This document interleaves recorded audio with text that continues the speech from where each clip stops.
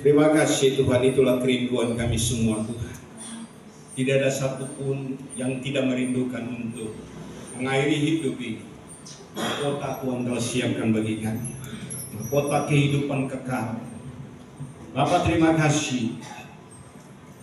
Kami telah memberkati Tuhan dengan pujian dan penyembahan kami. Tiba saatnya Tuhan kami mau duduk diam, mau berbicara bagi kami, supaya kami mengerti dan paham, sehingga kami melakukan semua perintah Tuhan dengan tidak berbangga-bangga. Karena kami percaya orang yang melakukan firman Tuhan itu yang akan berbahagia, itu yang akan melihat janji Tuhan, itu yang mengalami janji Tuhan.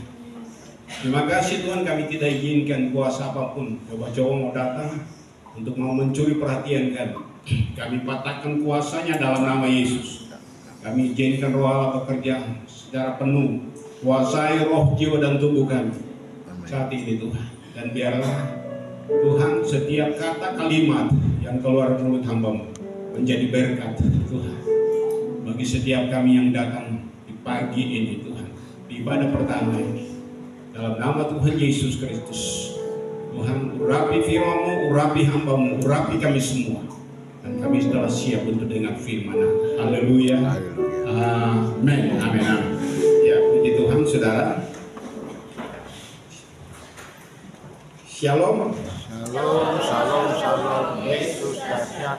Luar biasa. Sekali lagi kurang semangat semua. Shalom. Shalom, shalom, shalom. Yesus dahsyat. Iya, jadi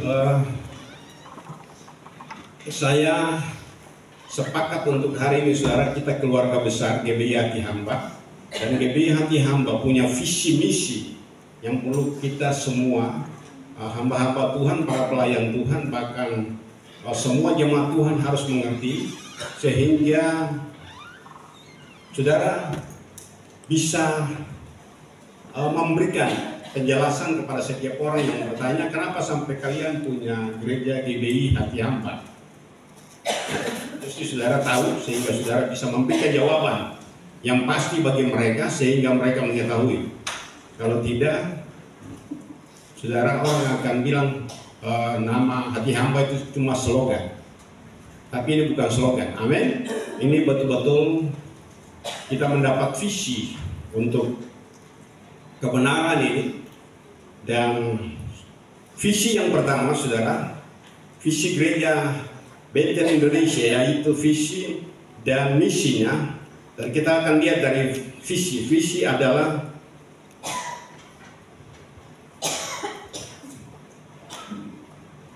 ini visi saudara. Visi itu adalah berubah dan menghasilkan buah yang baik. Sekali lagi, berubah dan menghasilkan buah yang baik. Saudara, kalau pertobatan kita tidak berubah dari kehidupan kita, apa bedanya dengan orang yang tidak bertobat? Dan kita lihat dalam firman Tuhan, mari kita lihat dalam Matius pasal yang ke. Dan saya bicara tentang visi dulu. Matius 3 ayat yang ke-8 sampai ayat yang ke-10.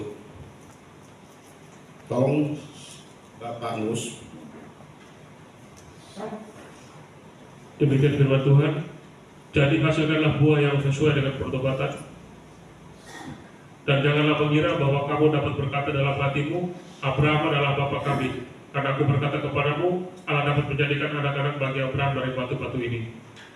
Kapak sudah tersedia pada akar pohon, dan setiap pohon yang tidak menghasilkan buah yang baik pasti ditebang dan dibuang ke dalam api. Jadi kita lihat saudara, ini sampai ayat yang ke-10, ya. Kita lihat bahwa ini kebenaran firman Tuhan, saudara. Ini ayat yang ke-8 ini dan ayat yang sampai ayat yang ke-10 ini visi, saudara. Waktu pada saat kita sementara berjalan dalam waktu, saudara, dan pada satu ketika ada satu momen yang pada akhirnya kita tulis Hati Hamba, ya. Itu kalau momen dia punya tema itu Hati Hamba, dan Hati Hamba ini dia terampang dari tahun ke tahun tidak berubah. Dan semua kita menghendaki supaya kita punya nama jemaat, karena waktu itu gereja Bethel Indonesia jemaat Somlaki saja, lalu jembatan BTN, alamat jembatan BTN. Dan itu masih ada di BPS atau di pusat sana. Setiap kali saya bayar perpuluhan itu, mereka langsung balas bahwa terima kasih Bapak Ibu Pendeta Yonas Anatoti telah membayar perpuluhan GBI jembatan, GBI Somlaki jembatan BTN. Itu sebabnya saudara, lalu tiba-tiba kita semua sepakat, hamba-hamba Tuhan kita semua sepakat dan kita bilang, kenapa kita punya nama gereja tidak kasih nama hati hamba? Dan waktu itu kita semua sepakat, dan memang pada saat itu saudara langsung Tuhan bicara kepada saya untuk hal ini yang harus kita lakukan saudara. Dan kita lihat lagi dalam Matius pasal yang ke-7 ayat 19 dan 20.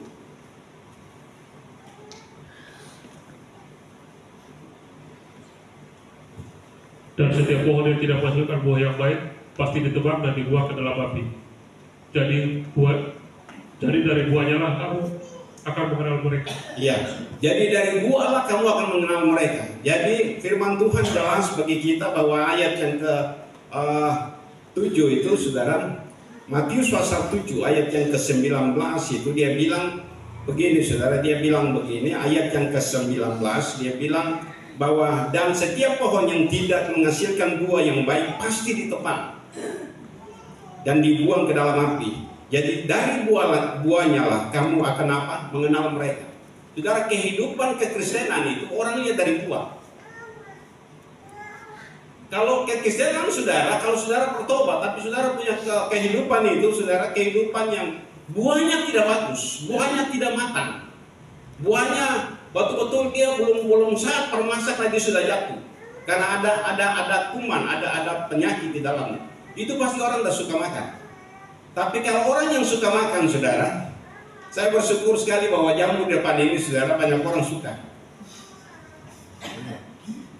Banyak orang suka sekali karena dia punya rasa beda.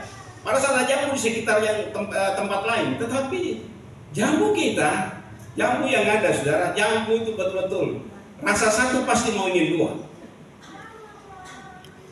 Kalau dua belum cukup lagi pasti bisa bawa pulang satu tas. Yang penting bagaimana cara ambil, karena di atas pohon jambu itu ada kabel telanjang. Itu. Jadi ini saudara, kalau buah yang tidak matang itu orang akan mencemooh pertobatan kita. Dia bilang dia sudah bertobat. Dia bilang dia sudah lahir baru. Kenapa masih ada caci maki dari mulutnya? Kenapa masih ada kebohongan? Kenapa ada masih tipu muslihat? Kenapa masih ada hal yang tidak diinginkan terjadi dalam kehidupannya? Dan itu orang mencemooh. Ini karena buah tidak bagus. Dan kita lihat hari-hari terakhir ini banyak hamba-hamba Tuhan, banyak pelayan-pelayan Tuhan, banyak gereja pertobatan yang tidak menghasilkan buah yang baik. Dan itu menjadi pencemooh bagi semua, dan mereka cap semua hamba Tuhan itu sama begitu. Saudara, tapi saya percaya kita mengerti tentang visi kita saudara. Kita harus betul-betul bisa berbuah, dan buah itu menyenangkan hati Tuhan, disukai oleh Tuhan dan disukai oleh sesama manusia.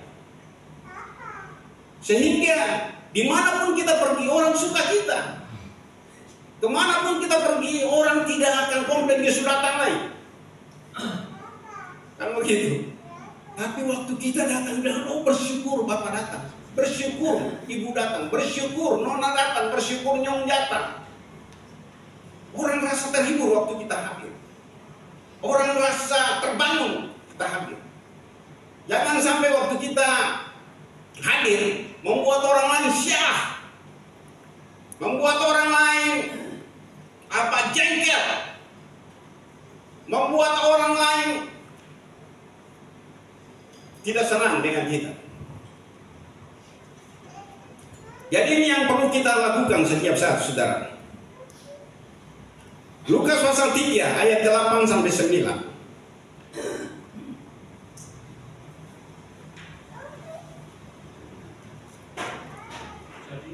Tolong bacakan. Jadi hasilkanlah buah-buah yang sesuai dengan pertobatan, dan janganlah berpikir dalam hatimu, Abraham adalah bapa kami. Karena aku berkata kepadamu, Allah dapat menjadikan anak-anak bagi Abraham dari batu-batu ini.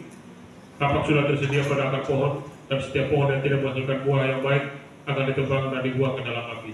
Ya, coba ayat yang 8 dulu, ayat 8. Kita lihat sudah ayat 8. Dia bilang bagaimana, saudara? Jadi hasilkanlah buah-buah yang apa? Sesuai dengan pertobatan.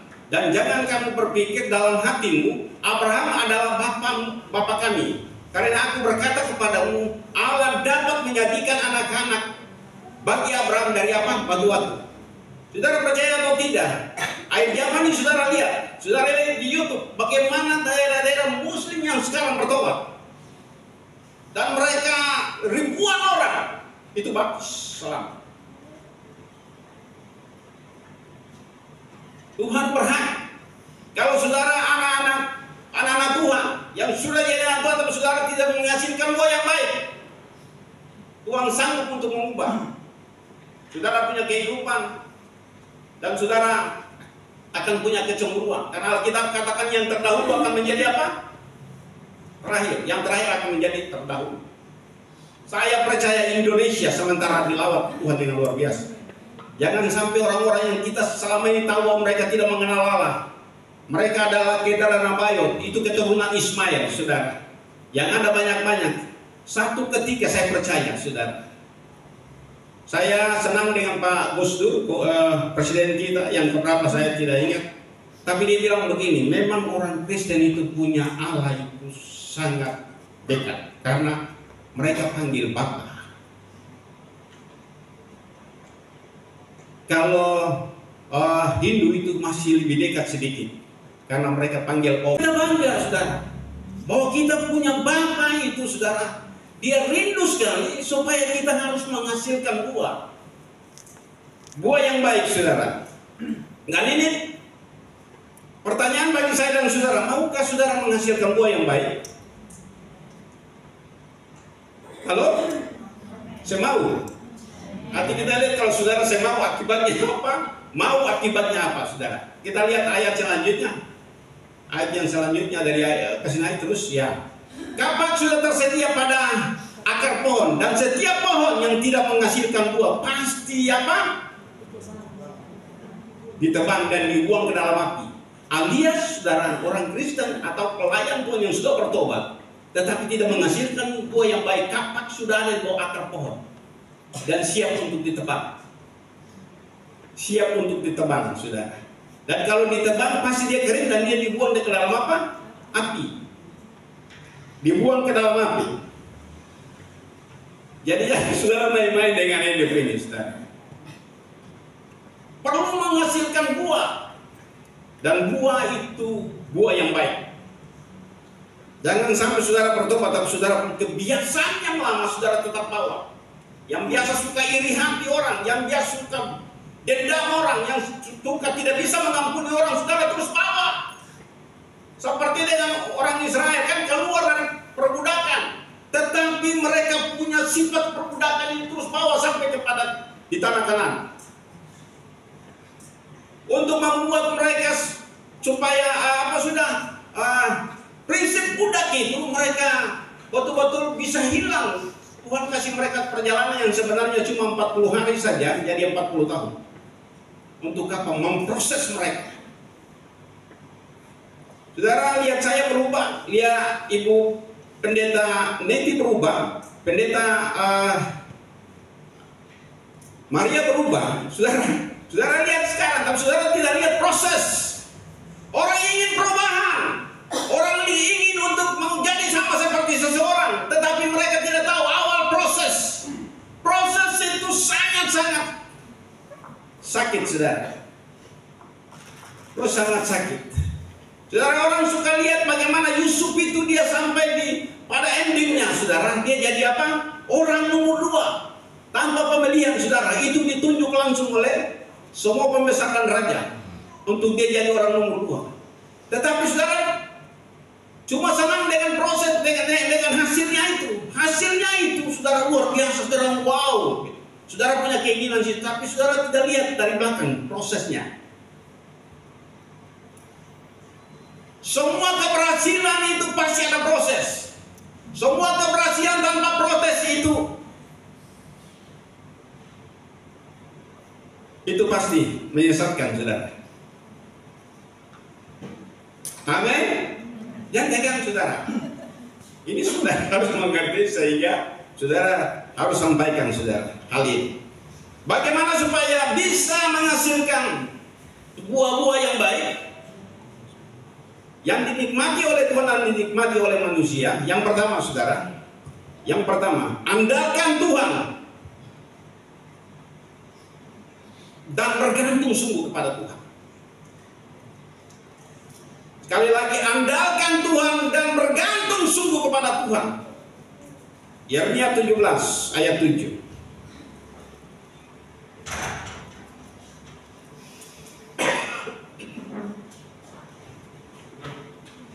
Diberkatilah orang yang mengandalkan Tuhan, yang menaruh harapan padanya, yang menaruh harapannya pada Tuhan. Ya, diberkatilah orang yang apa? Mengandalkan Tuhan, yang menaruh harapannya kepada Tuhan. Bergantung kepada Tuhan dan mengandalkan Tuhan sungguh-sungguh. Kenapa sampai Yusuf berhasil? Karena dia mengandalkan Tuhan. Amin. Dia mengandalkan Tuhan dan dia bergantung sepenuhnya kepada Tuhan. Dia tidak gantikan itu dengan apapun. Dia tidak terganti dengan saudara istri Potifar. Walaupun istri Potifar berusaha berkali-kali untuk menyesatkan dia, tapi dia tidak gantikan itu. Jangan sampai saudara banyakkan anak tua dari zaman bisa tergantikan Yesus dengan itu. Keinginan sesaat, keinginan daging saudara. Ayah anak remaja, anak muda, saudara harus berbeda. Amin. Bapak ibu yang masih muda harus berbeda. Tampil harus berbeda. Haleluya. Contoh Sadrak dan Mesak dan Abednego. Mereka mengandalkan Tuhan. Waktu mereka mengandalkan Tuhan itu apa yang terjadi? Andalkan begitu saja. Itu sampai titik di mana mereka tidak berdaya lagi. Mereka katakan kepada raja bahwa kami tidak akan memberikan jawaban kepada Tuanku raja, tetapi Allah yang kami sembah, kalau dia dapat menolong kita, dia akan dapat menolong kita. Tapi kalau seandainya dia tidak dapat menolong kita, kami bertiga sepakat untuk tidak menyembah patung emas dari Tuhan. Dan pada saat itu murka Tuhan, murka raja apa? Jadi geram dan dia bikin api yang panas 7 kali. Itu saya percaya saudara, besi pun lebur. Pertanyaannya, waktu itu mereka sudah jatuh dalam api atau masih? Sudah jatuh dalam api baru pertolongan, baru pertolongan Tuhan datang. Sudah jatuh atau belum? Sudah jatuh saudara. Biasa saudaraku yang kasih anak-anak Tuhan yang berbuah-buah bagus itu, saudara, Tuhan luaskan masalah dalam hidupmu, proses saudara sampai pada akhirnya saudara dalam titik nol, titik tidak berdaya lagi. Tunggu waktu detik-detik saja, mau mati atau hidup, di situ Tuhan pasti turun tangan. Saudara bisa bilang amin? Kita lihat Sadrak, Mesak dan Abednego. Mari kita baca supaya kita bisa memahami saudara. Daniel pasal 3 ayat yang ke-16 sampai ayat yang ke-20, ayat yang ke-22. Tolong. Lalu Sadrak, Mesak dan Abednego menjawab Raja Nebukadnezar, tidak ada gunanya kami memberi jawab kepada Tuanku dalam hal ini. Jikalau kami yang kami puja sanggup melepaskan kami, maka ia akan melepaskan kami dari perapian yang menyala-nyala itu dan dari dalam tanganmu, ya Raja. Tetapi seandainya tidak, hendaklah Tuanku mengetahui, ya Raja, bahwa kami tidak akan memuja dewa Tuanku dan tidak akan menyembah patung emas yang Tuanku dirikan itu. Maka meluaplah kegeraman Nebukadnezar, air mukanya berubah terhadap Sadrak, Mesak dan Abednego. Lalu diperintahkannya supaya perapian itu dibuat 7 kali lebih panas dari yang biasa. Kepada beberapa orang yang sangat kuat dari tentaranya dititanya untuk mengikat Sadrak, Mesak dan Abednego dan mencampakkan mereka ke dalam perapian yang menyala itu. Karena titah raja itu keras, dipanaskanlah perapian itu dengan luar biasa, sehingga nyala api itu membakar mati orang-orang yang mengangkat Sadrak, Mesak dan Abednego itu ke atas. Iya, kita lihat saudara, api begitu panas Sesampai orang yang mengangkat itu orang-orang yang padang besar, pasti macam-macam sandi begini, macamnya kiri begini, padang-padang yang besar. Itu tentara yang tampan luar biasa. Mereka mengikat 3 orang ini, ikat mereka, lapis pakaian mereka semua ikat. Lalu mereka buang mereka ke dalam api. Bayangkan, orang buang mereka dalam api, 3 orang dalam api. Itu yang luar biasa, saudara. Bahwa 3 orang yang hebat dan tentara Mesir itu mati cuma karena panas api. Itu cuma panas api. Tapi mari kita lihat, saudara, mari kita lihat ayat 23 sampai 24. Ini mereka jatuh dalam api. Coba tolong baca. Tetapi ketiga orang itu, yakni Sadrak, Mesak, dan Abednego, jatuh ke dalam perapian yang jatuh ke dalam api, dalam perapian yang menyala-nyala 7 kali panasnya itu. Dan terikat. Kemudian terkejutlah Raja Nebukadnezar, lalu bangun dengan segera. Berkatalah ia kepada para menterinya, bukankah 3 orang yang telah kita campakkan dengan terikat ke dalam api itu? Jawab mereka kepada Raja, benar ya Raja. Katanya, tetapi ada 4 orang kulihat berjalan-jalan dengan bebas di tengah-tengah api itu. Maka mereka tidak terluka, dan yang 4 itu rupanya seperti anak dewa. Iya, saudara, luar biasa, saudara. Waktu mereka jatuh dengan terikat, pada saat itu,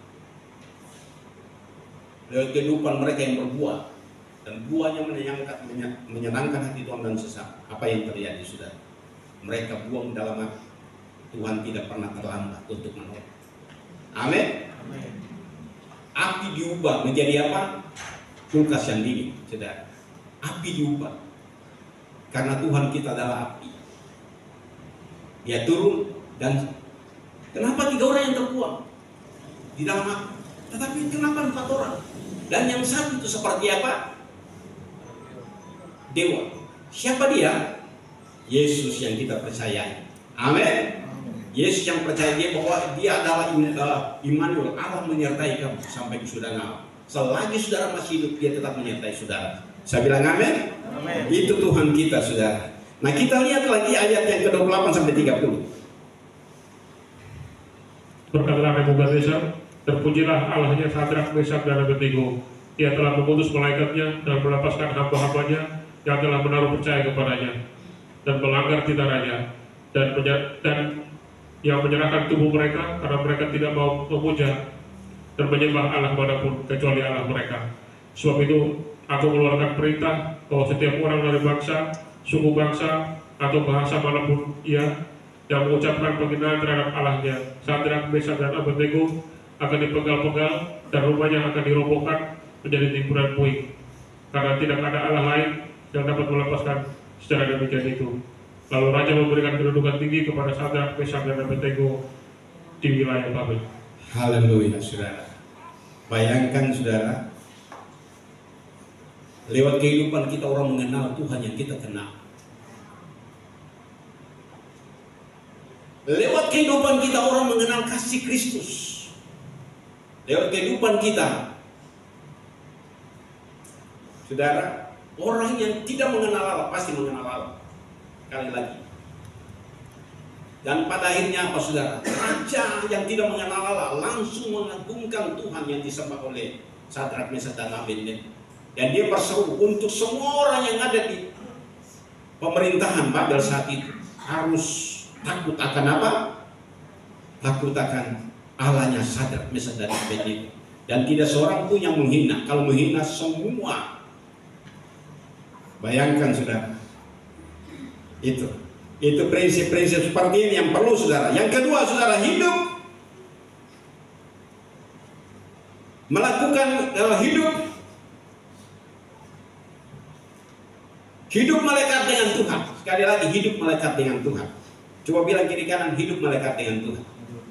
Saudara, kalau mau berbuah, kalau saudara tidak melekat dengan Tuhan, tidak bisa saudara berbuah. Betul?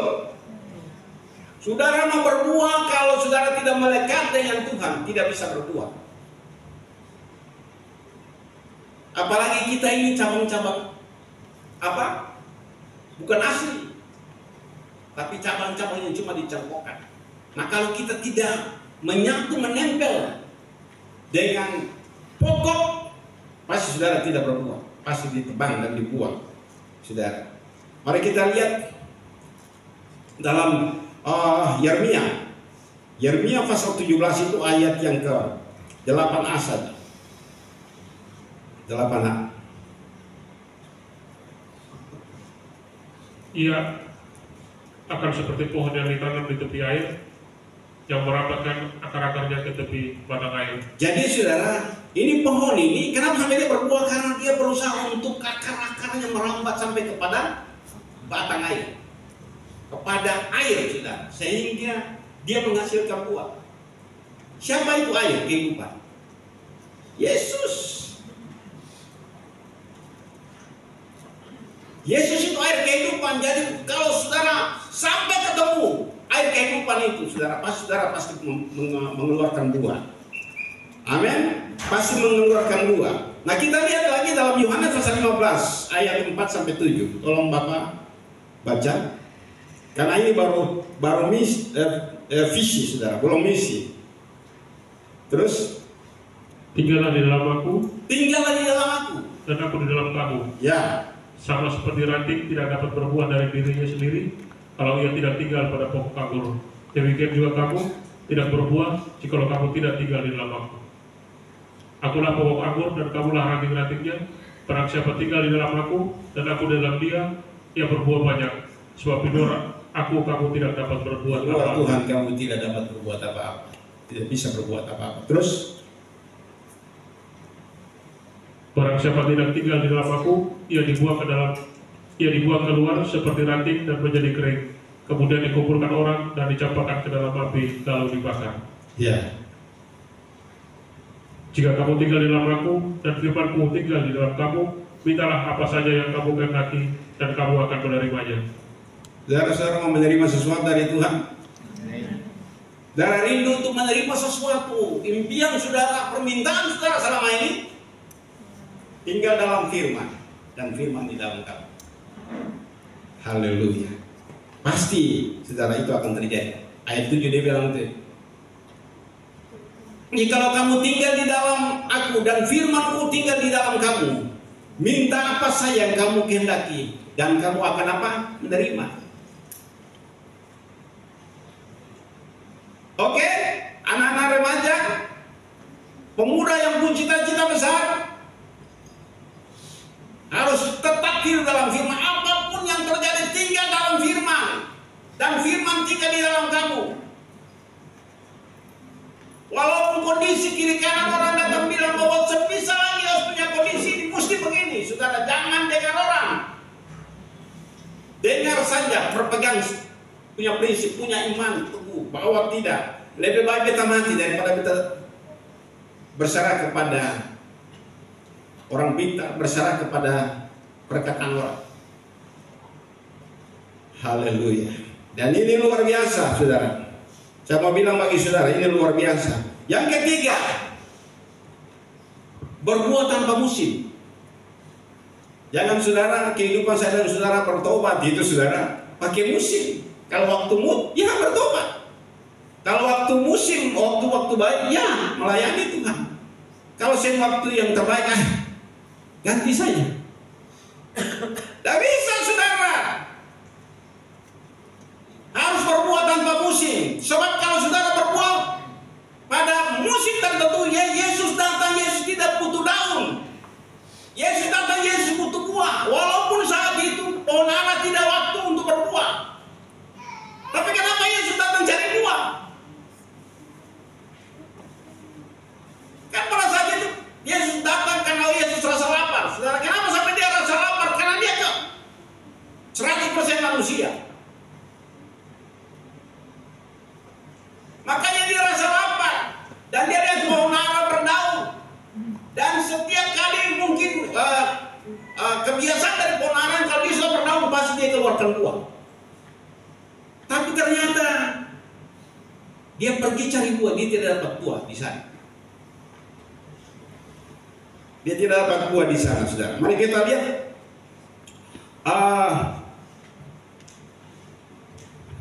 Yeremia, Bapak lihat Yeremia. bagian C saja ya. 8 bagian C. Bagian C. Yeremia 17 ayat 8C. Ya. Dan yang tidak mengalami datangnya panas terik, yang daunnya tetap hijau, yang tidak khawatir dalam tahun kering, dan yang tidak berhenti menghasilkan buah. Dan tidak berhenti menghasilkan buah. Jadi dia tidak berhenti untuk menghasilkan buah. Terus berbuah, saudara. Kita lihat Yehezkiel pasal yang ke 47 ayat 12.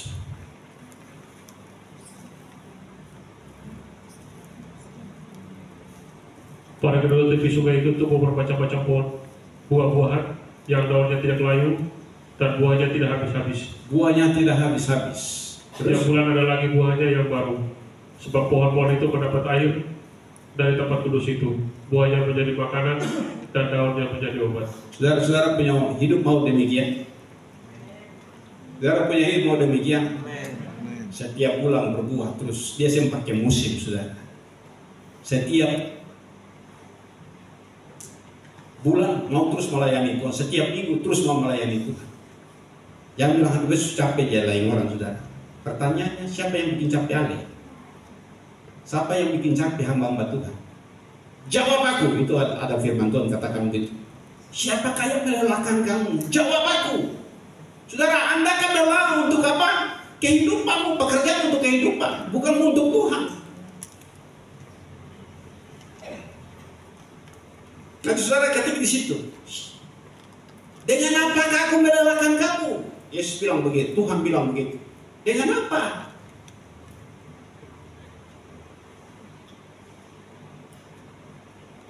Kemarin contoh dari ibu Kriweno sampaikan, kalau saya punya laki itu asam urat sampai saya bisa jalan gici-gici, tapi kalau pergi di kantor dia tetap setia sekali. Tapi kalau suruh berdoa,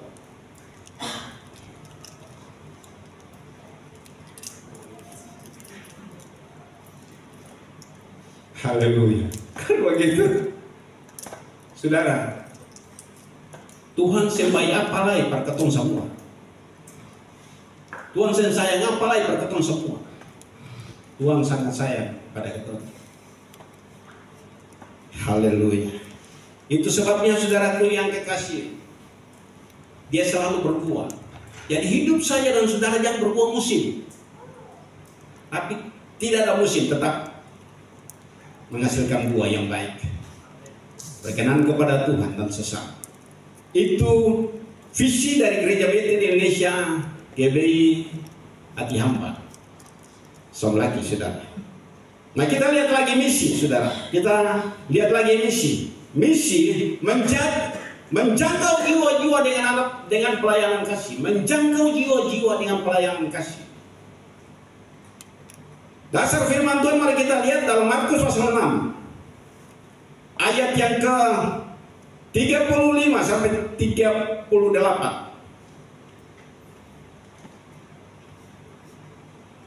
Pada waktu hari sudah mulai malam, datanglah murid-muridnya kepadanya dan berkata, tempat ini sunyi dan hari sudah mulai malam. Suruhlah mereka pergi supaya mereka dapat membeli makanan di desa-desa dan di kampung-kampung di sekitar ini. Tetapi jawabnya, kamu harus memberi mereka makan. Kata mereka kepadanya, jadi haruskah kami membeli roti seharga 200 dinar untuk memberi mereka makan? Tapi ia berkata kepada mereka, berapa banyak roti yang ada padamu? Cobalah periksa. Saya sudah memeriksanya. Mereka berkata, 5 roti dan 2 ikan. Lalu ia menyuruh orang-orang itu supaya semua duduk berkelompok-kelompok di atas rumput hijau.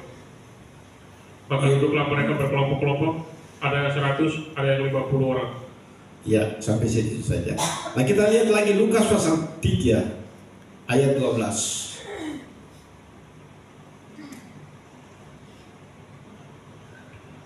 Ada datang juga pemungut cukai untuk dibaptis dan mereka bertanya kepadanya, Guru, apakah yang harus kami perbuat? Ya, nah kita lihat saudara itu waktu mereka mau datang baptis, orang-orang dari semua daerah mau datang baptis dan waktu dia Yohanes angkat muka, lalu dia bilang, siapakah yang menyuruh kamu? Hai kamu keturunan ular beludak, siapa yang suruh kamu lari dari murka Allah yang akan datang? Itu sebabnya apa? Dia baptis mereka dan bilang hasilkanlah buah-buah pertobatan yang baik. Saudara yang kekasih. Nah kita lihat saudara dalam Markus pasal yang ke-5 ayat yang ke-19 saudara. Mari kita lihat ayat yang ke-19. Yesus tidak memperkenankannya, tetapi ia berkata kepada orang itu, pulanglah ke rumahmu, kepada orang-orang sekampungmu, dan beritahukanlah kepada mereka segala sesuatu yang telah diperbuat oleh Tuhan atasmu, dan bagaimana ia telah mengasihani engkau. Jadi kita lihat saudara, ini orang di Gerasa. Orang di Gerasa ini saudara. Orang di Gerasa ini dia betul-betul saudara dirasuki oleh setan, dan begitu banyak roh yang mengikat dia. Begitu banyak roh yang mengikat dia, dan roh yang mengikat dia itu ribuan saudara. Nah kita lihat bagaimana waktu mengikat dia, sehingga tetapi waktu dia datang kepada Tuhan, dia datang tersungkur di depan Tuhan.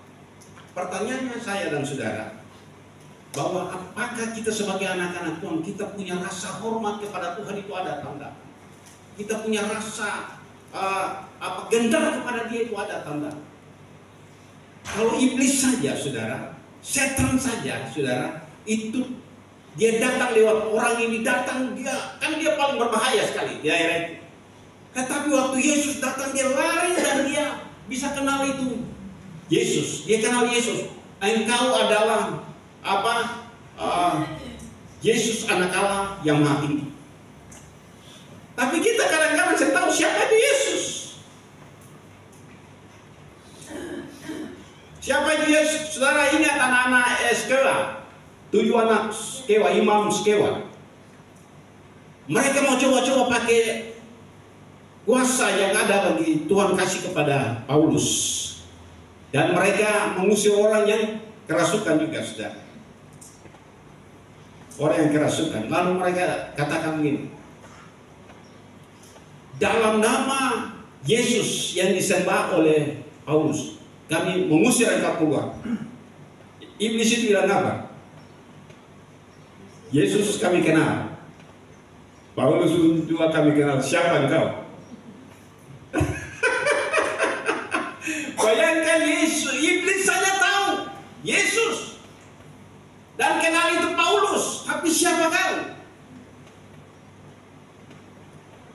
Iblis itu kasih kalah darah nggak tahu, lo kasih kalah iblis 7 orang sekali, 7 orang lari telanjang, luka-luka.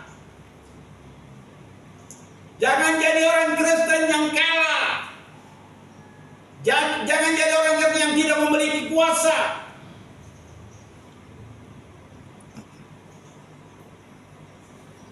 Haleluya. Nah kita lihat dalam pembacaan kita dalam Lukas pasal yang ke-8 ayat 28.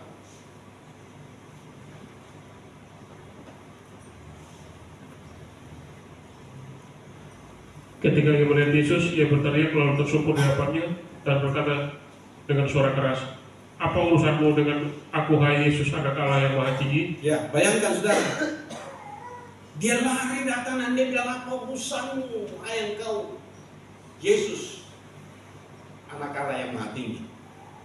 Nah kita lihat lagi saudara, dia yang ayat yang ke 32, Bapak Nusron baca. Adalah di sana sejumlah besar babi sedang mencari makan di lereng gunung. Lalu setan-setan itu meminta kepada Yesus supaya ia memperkenalkan mereka memasuki babi-babi itu. Yesus mengabulkan permintaan mereka. Haleluya. Yesus mengabulkan permintaan mereka. Saudara, itu kira-kira jumlah babi itu berapa? Halo? Jumlah babi yang ada berkeliaran cari makan di tebing gunung itu berapa saudara? Halo? Ini guru-guru sekolah minggu, anak-anak sekolah minggu tahu. Kalau kita tanya anak sekolah minggu, kamu pasti tahu. Lalu saudara jadi guru, lalu saudara sendiri tahu. Kira-kira berapa? 2.000. Haleluya. Sekali lagi itu kurang lebih 2.000 saudara. Berarti 2.000 roh yang minta, karena dia namanya siapa? Legion. Legion yang artinya banyak orang. Banyak orang saudara. Banyak berapa? 2.000 orang. Sehingga 2000 babi yang ada masuk semua. Permintaan mereka dikabuli lalu masuk di dalam babi, saudara. Masuk dalam babi dan babi semua terjun ke dalam danau dan mereka mati semua di sana. Nah sekarang saudara yang kekasih dalam Tuhan Yesus Kristus, mari kita perhitungkan saudara harga babi saat ini. Mari kita perhitungkan harga babi saat ini. Harga babi saat ini saudara, jangan kita hitung dengan 3 sampai 4 kata saudara. Kita hitung dengan 2 juta per ekor saja. 2.000 ekor kali dengan 2 juta 4 M. Untuk menyelamatkan orang gila saja Tuhan rela. Dengar baik, untuk menyelamatkan satu orang gila saja itu Tuhan harus berkorban. Harus korbankan berapa? Berapa M? 4 M.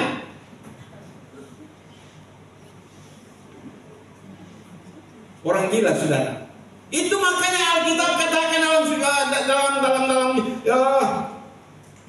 Lukas pasal yang ke-11, Lukas pasal 15 ayat yang ke-7 sampai ayat yang ke-10. Tolong baca.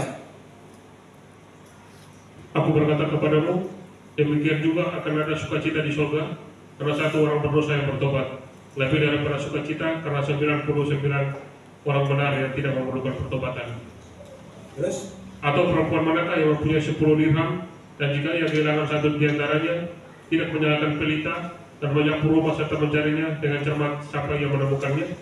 Dan kalau ia telah menemukannya, ia memanggil sahabat-sahabat dan tetangga-tetangganya serta berkata, bersukacita bersama-sama dengan aku, sebab dirhammu yang hilang telah kutemukan.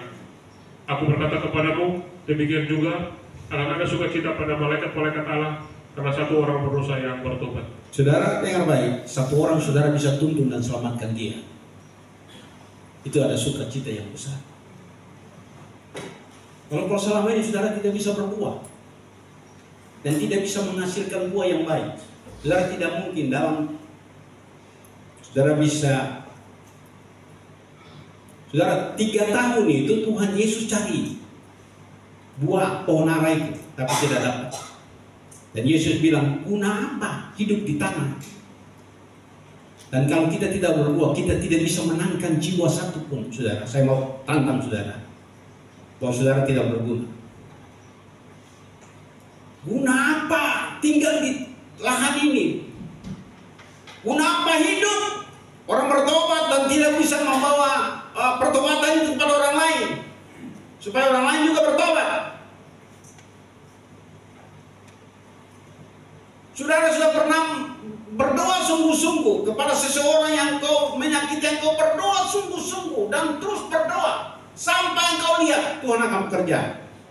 Amin. Sebab waktu dia bertobat, saudara, saya percaya ada satu hamba Tuhan, ada satu pengusaha yang cukup hebat di Somlaki, dan saudara dia mulai WA saya karena biasa saya juga kirim WA kepada dia, dan pada akhirnya saudara dia kirim WA kepada saya dan dia sampaikan, saudara, ini sebenarnya nanti sebentar saya putarakan supaya kita lihat dan saya balas kepada dia apa yang dikatakan oleh saya lihat terus supaya saya mungkin bisa putar, saya mungkin bisa dengar.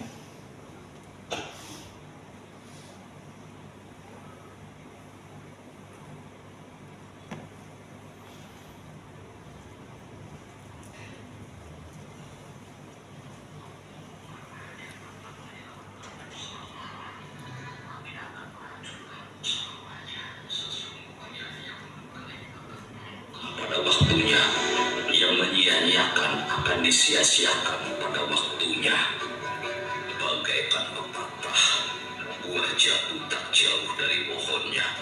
Begitu pula denganmu, dari setiap karma yang kamu terima tidak akan jauh dari dhamma yang pernah kamu buang. Haleluya. Saudara, ini waktu saya hanya akan menyelamatkanmu sementara, tapi akan menghancurkanmu selamanya. Sesungguhnya yang melukai akan terluka pada waktunya, yang menyia-nyiakan akan disia-siakan pada waktunya. Bagaikan pepatah, buah jambu tak jauh dari pohonnya. Begitu pula denganmu, dari setiap kalma yang kamu terima tidak akan jauh dari dhamma yang pernah kamu buat. Haleluya.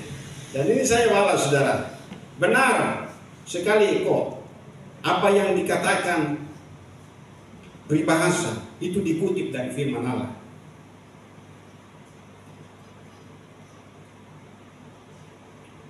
Kitab Galatia pasal 6 ayat yang ke-7 sampai ayat yang ke-10. Mohon dibaca dan dia baca. Saya percaya, saya doakan sehingga dia waktu baca ini dia digentar, dia digelisahkan. Dan satu saat pasti saya ketemu muka dengan dia. Saya sudah sering ketemu muka dengan dia. Tapi saya percaya pasti dia punya kebutuhan, dia akan mengundang saya. Percaya atau tidak, saya percaya Tuhan itu luar biasa. Amin. Pasti Tuhan akan menuntun dia. Karena begini saudara, apa gunanya kita memiliki semua kekayaan dunia ini, tapi jiwa kita binasa? Tidak ada guna. Amin. Tidak ada guna saudara. Tidak ada guna sedikit pun saudara. Apa gunanya kita memiliki semuanya, tapi jiwa kita binasa? Mari kita lihat yang terakhir firman Tuhan ini saudara, dalam Matius pasal yang ke-16 ayat 26 dan Markus 8 ayat 36 sampai 37.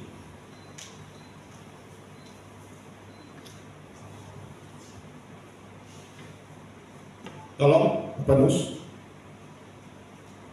Apa gunanya seorang memperoleh seluruh dunia tetapi kehilangan nyawanya? Dan apakah yang dapat diberikannya sebagai ganti nyawanya? Saudara, artinya begini.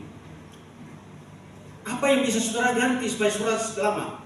Dengan uang yang selama ini saudara simpan di bank, miliaran di bank, saudara punya apartemen, saudara punya apa, saudara mobil sekian banyak, saudara punya kekayaan atau emas batangan berapa banyak, saudara. Itu bisa gantikan? Tidak bisa, saudara.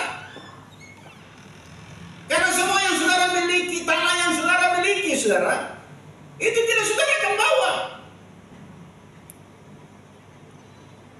Mobil yang saudara punya tidak akan bawa. Uang yang banyak tidak akan bawa. Sampai batas mana kubur saja. Jadi jangan anggap enteng tentang saudara keselamatan yang saudara terima. Pegang itu teguh, saudara. Itu tidak bisa tergantikan dengan apapun. Tidak tergantikan dengan kekayaan, jabatan, kedudukan, kecantikan, ketampanan. Tidak bisa. Jaga itu, jangan sampai saudara menyesal seperti siapa? Esau. Waktu menerima hak kesulungan, dia menjerit, berteriak, meraung-raung, Bapa, berkati aku. Tapi berkat telah jatuh kepada orang lain, kepada adiknya Yakub, saudara. Haleluya. Ini waktu saya bilang bagi saudara, Markus pasal yang ke-8 ayat 36-37. Apa gunanya seorang memperoleh seluruh dunia tapi ia kehilangan nyawanya? Karena apakah yang dapat diberikannya supaya ganti nyawanya? Apa yang saudara mau berikan ganti nyawa saudara? Saudara punya nyawa itu berharga. Karena nyawa itu yang nanti Tuhan akan memberikan saudara mahkota. Yang mati dalam Tuhan akan dibangkitkan. Karena saya putar video itu, bagaimana waktu mereka kedatangan Tuhan, dengar bunyi sangkakala yang mati dalam Tuhan itu dibangkitkan. Biar kubur itu cor lagi dengan besi cor di atas kiri kanan semua. Itu langsung kuasa Tuhan itu terbuka dan mereka waktu bangkit itu dalam apa? Kehidupan tengkorak. Karena daging itu sudah apa? Jadi tebu, jadi tanah. Lalu pada saat itu apa yang terjadi saudara? Itu langsung kuasa Tuhan, langsung mereka semua pakai tubuh kemuliaan Tuhan. Lalu mereka terangkat. Kita yang hidup akan diubah dan ketemu dengan Tuhan. Haleluya. Berikan kemuliaan bagi Tuhan. Di musik. Well.